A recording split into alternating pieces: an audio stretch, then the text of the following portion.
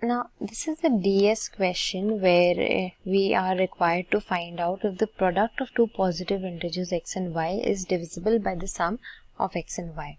So if I translate this question, I basically have to find if xy divided by x plus y, this is equal to an integer or not. Okay, because if it is divisible, it should give you an integer value.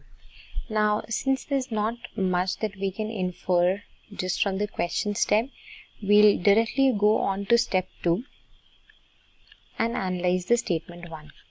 So statement 1 tells me that x is equal to y. Now what happens when we plug this value, this relation into the expression that we have? So let's do that. So we have xy by x plus y is equal to x squared by 2x. This is going to give me x by 2. Now I can have two different cases. So case 1 would be when x takes the value 2, 4 or 6, basically a multiple of 2. So in that case, xy by x plus y will give me an integer, and I can answer the question with a definite yes, that the product of the two integers is divisible by the sum of x and y. But let's take another case. Okay, what if x takes the value 1, 3 or basically any odd number? So in that case, xy by x plus y is not going to be an integer. So I can answer the question with a definite no. And now as you can see, since for the same statement we are getting two different answers, two contradictory answers, so statement 1 will definitely be not sufficient.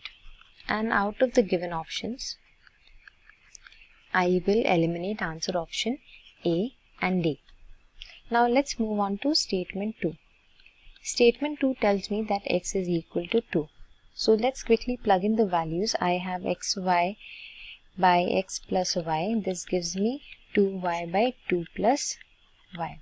This is definitely not sufficient, and the reason is that you have no idea about the nature of y. So y is unknown to us. So statement 2 is not sufficient, and obviously B has to be eliminated.